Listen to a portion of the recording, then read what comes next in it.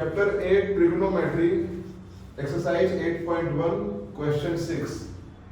If angle A and angle B are acute angles where cos A equal to cos B, then show that angle A equal to angle B. देखो इस question में कुछ find नहीं करना है हमें यहाँ पर angle A equal to angle B prove करना है। इसको प्रूव करने के लिए हमें angle A and angle B acute angles दिए हैं। Acute angles means less than 90 degree. तो पहले हम राइट ट्राइंगल ABC में angle A and angle B acute angle है, मींस A एंड B यहां लेंगे और एंगल C जो बचा वो हम राइट एंगल लेंगे। Let in right triangle ABC angle C 90 degree. We are given cos A equal to cos B, तो पहले हम cos A and cos B की वैल्यू फाइंड करेंगे इस राइट एंगल ट्राइंगल से। cos A, cos का rule होता है नियर साइड अपॉन हाइपोटेनस।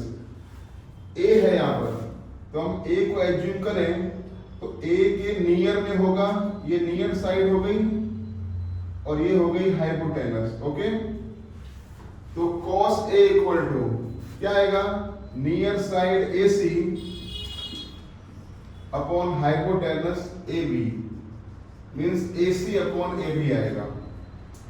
ऐसे ही cos B फाइंड करना है। अब cos B कैसे आएगा, इसमें एंगल B है तो यहाँ पर एंगल A को छोड़ो, एंगल B एज्यूम करो। तो एंगल B के लिए तो नियर साइड है BC और हाइपोटेनस है AB, तो near side upon hypotenuse means BC upon AB। Okay, अब हमें क्या दिया है देखो, तो गिवन में cos A equal to cos B दिया हुआ है। यहाँ लिखो cos A equal to cos B। Okay, cos A की वैल्यू AC अपॉन AB आई थी।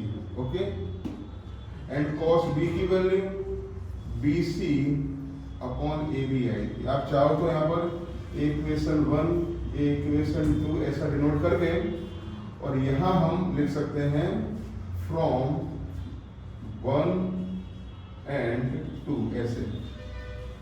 ओके,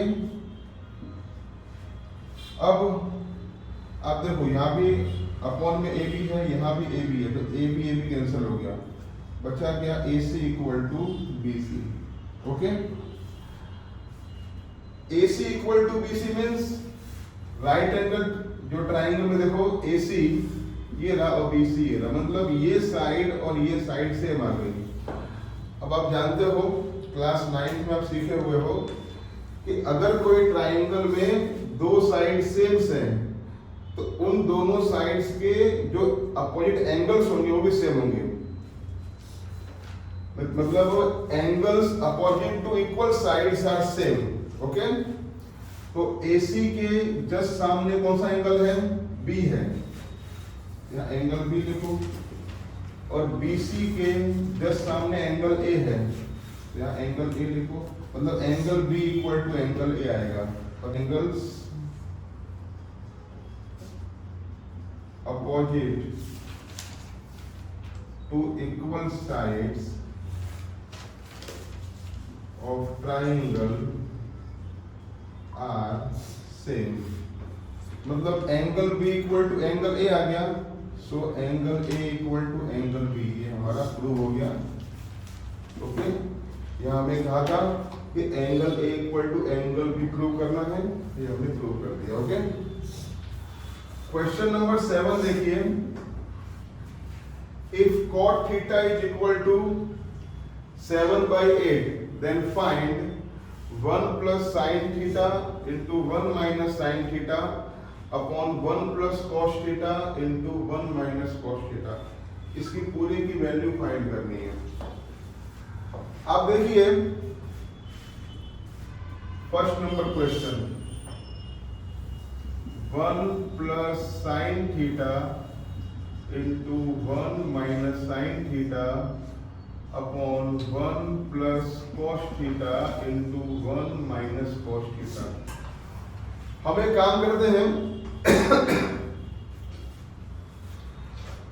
ये जो क्वेश्चन को थोड़ा सॉल्व कर लेते हैं।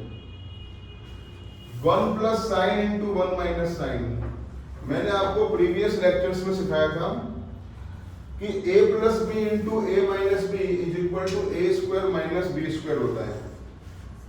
देखो यहाँ पर 1 एंड 1 सेम है, साइन एंड साइन सेम है, और यहाँ प्लस यहाँ माइनस है, तो क्या होगा ए स्क्वायर माइनस बी स्क्वायर, यानी 1 का square minus sine square theta.